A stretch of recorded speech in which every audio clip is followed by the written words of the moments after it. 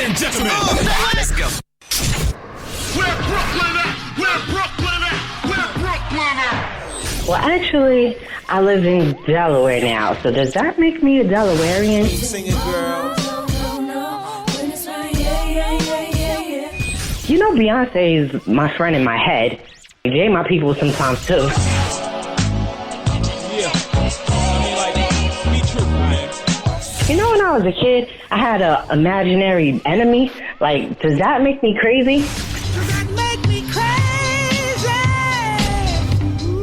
Life as P, presented by Say What Radio. Hey guys, welcome back to Life as P. I'm your host, Phoenix Ash. Thank you for joining me. If this is your first time, welcome. Thank you for being here. If you are a return listener, thank you. I'm trying to sound upbeat right now. It's very difficult. I received notification this weekend that someone I cared about very much passed away.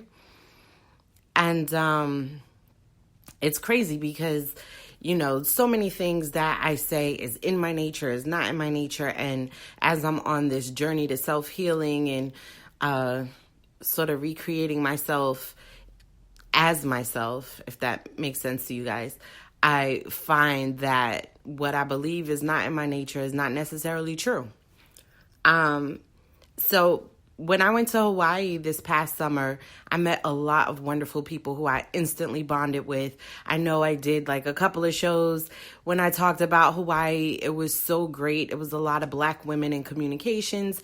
And there were some women who weren't necessarily in communications who were just there participating in the love and support and sort of just building this awesome network of people who were pursuing their dreams, as well as people who were there to encourage each other to continue the pursuit, make some connections, see where we can help each other go forward. One of the people I met, her name is Shannon. She was suffering with colon cancer.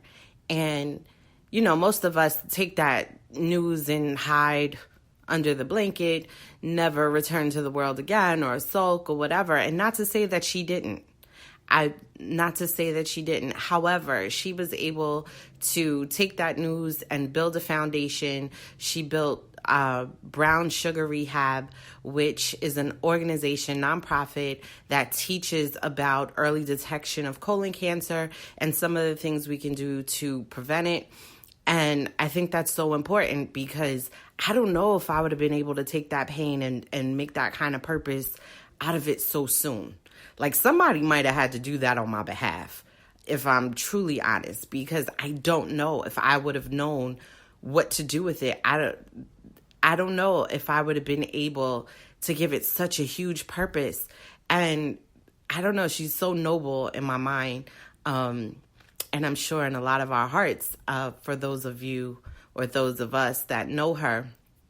She's absolutely walking brilliant star. She was, at least from when I met her, and I was lucky enough for us to share our stories. We instantly connected. So, like, I only knew her a few months, and so I'm sure there's someone who's like, why are you taking this so hard?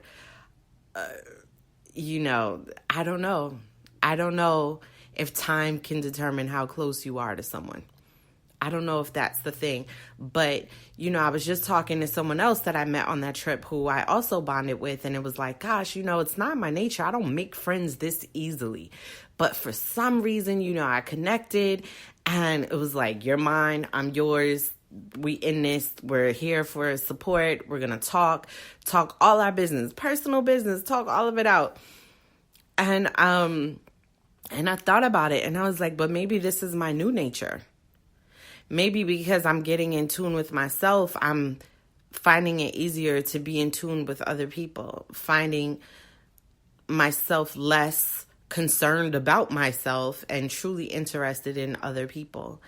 And I'm so glad that when I met Shannon, that's where I was, because I grieve her, but I'm so honored to have been given the chance to have her in my life, whether it was for a second or somehow relating to eternity. I'm sorry, but I'm so lucky. And to everyone who knows her, my heart goes out to you, particularly those who knew her intimately and got the gift of having her for much longer than I did. And if you don't know her story, please check out the website for Brown Sugar Rehab. It's a very interesting one. She has interviews there.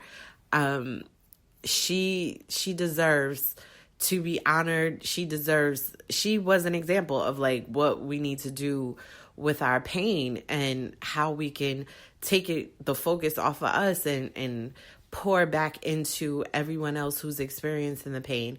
At least for me, she was a great example for that. She is a great example because I'm going to constantly think of her and reflect on our conversations when I need my push and when I need to be reminded that I'm getting too far into the problem and not becoming part of the solution. With that in mind, I also want to talk about connect your people. Because one of the things that Shannon did for me was not only did she meet me, not only did we connect and she share her story, because that's a gift right there. She didn't have to confide her story in me. To share her story, and then she connected me to her people. And so I built relationships with her people who are now my people. And we have friendships, and we don't talk every day, and we may not have the intimate conversation Shannon and I have yet. However, we have a connection, we share something, and we still cheer each other on, encourage each other, love on each other, and we don't live in the same location, and we're still doing that. And I have another girlfriend who is introducing me to other people that she feels is like-minded, and those relationships are blossoming. And I'm just like, it's such a gift when you are thought of and then connected, because you don't know what those connections do. And so connect your people for your sake as well as theirs. Connect your people. You know, it's not always about like, what can I do for you or what can you do for me? Sometimes meeting someone or knowing their plight or knowing their story or knowing what they're working on is for the simple fact that you are the bridge. You have the connection. So sometimes it's not about like, oh, I don't even know why she's telling me this because I can't do anything. Yeah, but who do you know? Who do you know? And not to say that that person is telling you because you know someone. They're just confiding something in you. But like, why not? Think about, well, who do I know? That's good villaging. You know, talking to my girlfriend, she's like, yeah, I was speaking to such and such, and I was like, gosh, I can't feed this because this is not my area. But I know someone who can feed this. And so she made a connection. And I'm like, wow, if we were thinking like that on a regular basis of, you know, can I feed this? And if I can't, who can? Our network would be so much stronger. I mean, particularly as Black women, we've already seen how powerful we can be when we band together. Look what happened when we went to the polls. So when we do this for each other and say, like, I can't feed this, but somebody can, because I respect your craft. I honor what you're doing. I'm just not the place where it can blossom. However, I might be the bridge. And not necessarily to watch it blossom and watch it flow and be like, oh, was I the bridge? Was I not? No, because the bridge is not thinking about all the people that cross it. It really isn't. It's just it's just connecting two spots. It's not thinking about, did that materialize on that end? Oh, it failed, so now I got to think about something else. It totally is not that. Because sometimes you connect somebody to someone and they can't feed it either. But then they know someone and they're like, well, let me try to plug you into somebody else. And I think maybe this whole concept might be important for me. Number one, because I'm at a place where I'm recognizing my connections. I'm recognizing where I cut connections off. And understanding that if I just open myself just a little bit and stop being so afraid of how this person can hurt me or what this person can use against me, because that just gives people too much power. People have been trying to do things to hurt me, use things against me all my life, and I'm still standing. And I'm sure many of you have the same experience where you feel like people have been trying to hurt you. People have come into your life, broke your heart. Other people have poked and prodded, laughed, made fun of, put your business out there, misrepresented you, lied about you, tried to get you fired, broke up your home, tried to turn your kids against you, tried to talk ill of you to your boss, all of that, but you're still standing.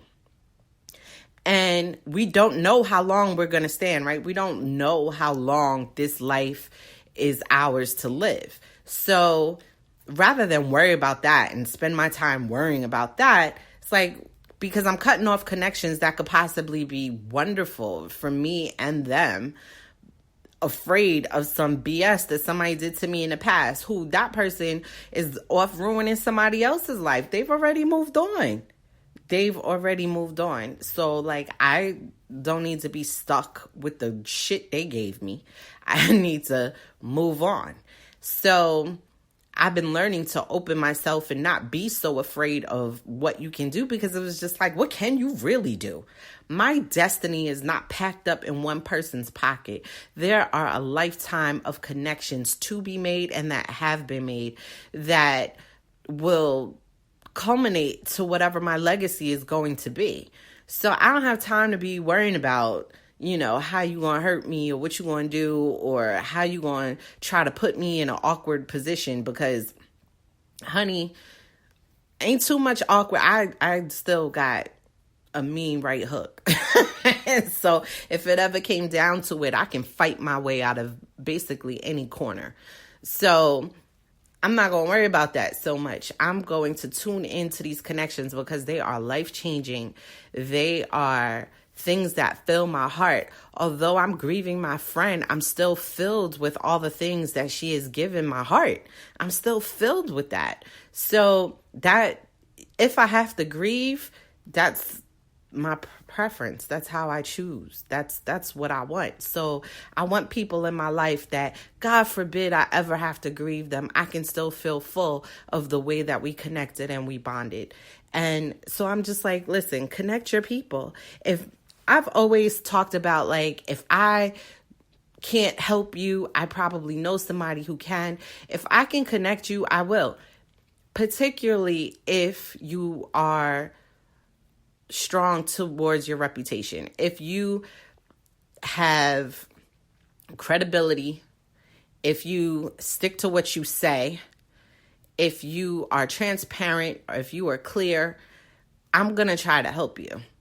If you have integrity, I'm definitely going to try to help you. Now, if you keep falling back on your word, not really following through, I'm probably going to be like, wait till you get yourself together before I introduce you to any of my peoples, because I don't want you to embarrass me.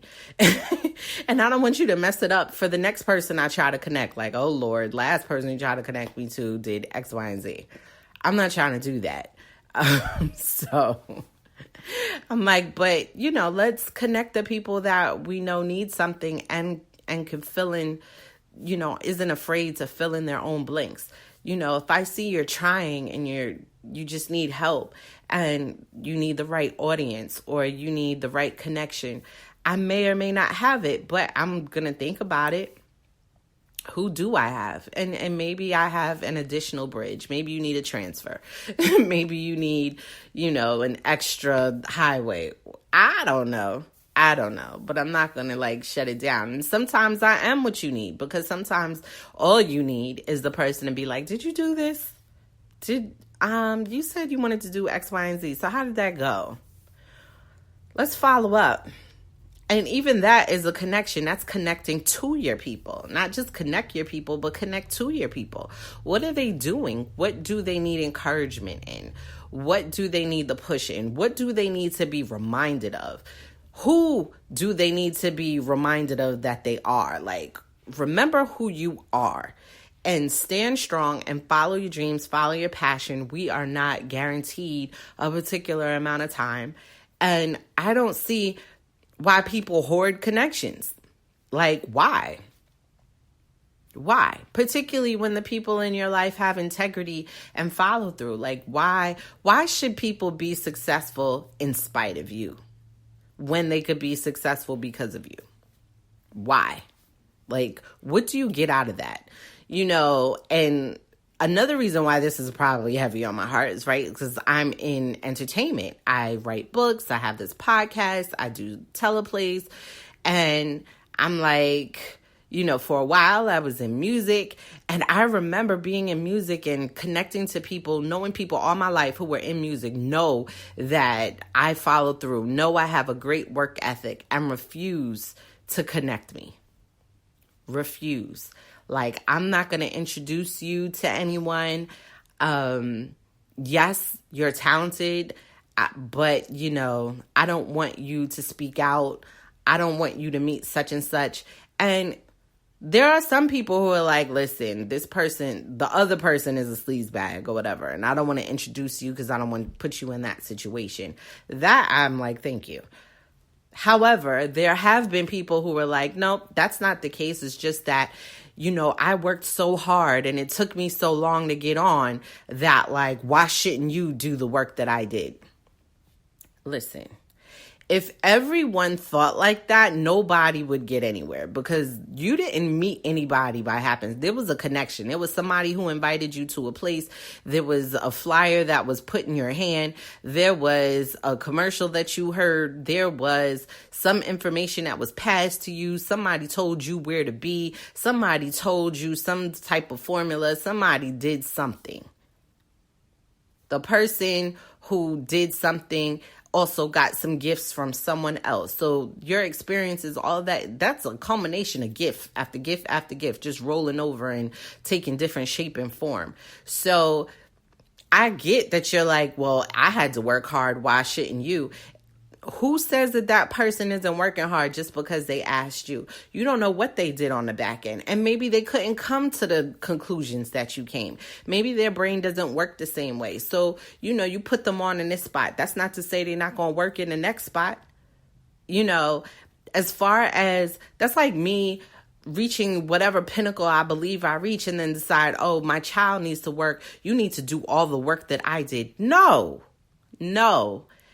Whatever I can give you, I'm going to give you, because you're still going to work hard, but you're going to take what I give you and go the extra 3 miles with it.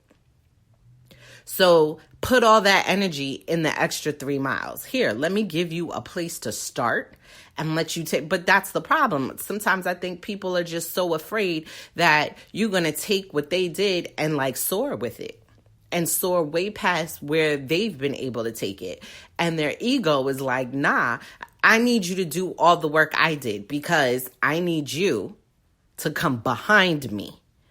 I need you to reach where I am at some later date when I have had time to go way past this point.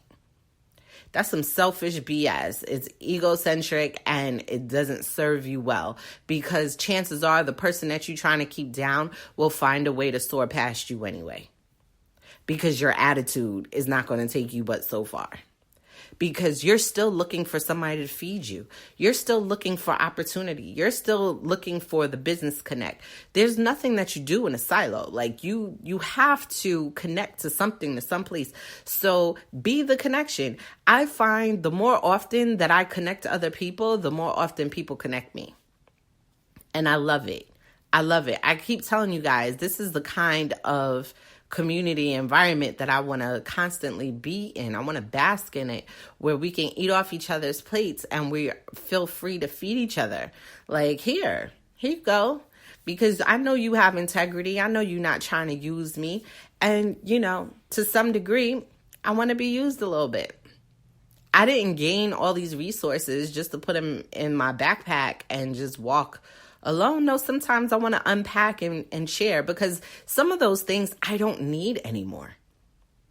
but I don't know that I don't need them because I'm holding on to them so tight. And I'm like, But if I hand that baton off to someone else and they take it and go 500 yards, they may turn around and be like, oh, shoot, I forgot to leave this behind. And they give me something that they're not using. And that allows me to go an additional 1,000 yards or whatever. And it's like, no, we need the exchange. And sometimes the exchange, I think too, that we get discouraged because we're like, oh, I did this for you, but you won't do for me. The gift doesn't always come from the person that you gifted. It doesn't. That exchange, that universe blessing you back, it doesn't always come from the same place that you had given. It doesn't. Sometimes it's instant. Sometimes you got the gift first. Sometimes it's down the road. But give the connection. Connect to your people and connect your people. Connect your people. You never know. You never know what it can grow and blossom into. And we need goodness. We need goodness. We need trees of light. We need all of that stuff so that we can go past where we are right now. Because I live in the United States and we're in a shit place right now in my eyes. And I'm like, okay. And if I focus on that, I'm not going anywhere. So I have to play my part in that, but I also have to play my part in myself. And I have to play my part in my community, in my network, in my village. And I have to lift them up and I have to feed them and I have to connect to them and I have to connect them because their connections could be what everyone needs. I don't know. But connect the goodness and make bigger goodness. That's what I get out of that. And that's when I think of my friend Shannon, that's what I think of. Connecting goodness. She was so at a point where I met her, she was so centered in goodness. And, not that she didn't have her days where, she questioned or she didn't understand what was happening in her life or what it all meant. And not that she wasn't angry sometimes or sad sometimes, but she still had so much light. She was so brilliant. She had so much light off of her. If you ever get a chance to follow the steps in her career, understanding that, she designed her trajectory. She took the power that was given to her as a creator and created her trajectory. She didn't see it as such when she was doing it, but when you look back over it and when she looked back over it, we talked about it. You can see how, no, you designed that. What a wonderful life to think about, you weren't stuck or living this entire life because you felt that you had to do what you have to do. And, and I need this one particular thing, this one particular job. I think I talked about before working at a place where they sort of brainwashed everyone. People were like, I want to leave. I want to do something else, but nothing in the area is going to pay me like they pay me here. What? They've got you so brainwashed that they got you believing that this is the only place that you can earn the kind of living in which you're earning? What? So you refuse to be happy because you think this is your only source of quote unquote good income? What? Don't let them convince you of that. Pursue your dreams, pursue your happiness, and get involved in other people doing the same. Get involved with the pursuit of happiness and the pursuit of joy in other people's lives. Get in the way. Be on that trail. Be on the trail. Let people be on yours. Connect. Everything I do that I deem successful is because of a great connection. It's a strong connection. I made a connection somewhere. Somebody connected me. Sometimes I feel like, hey, I didn't even put the effort for it, but they connected me. That's so grand. I need to go forward and put some effort because I'm missing out on a lot of stuff. And I like love, right? So connection, feeding me, feeding into my dreams, allowing me to hear your story, allowing me to be a part of your story, to add my tidbit to your life. That's love to me. And I appreciate that. And I want more of it.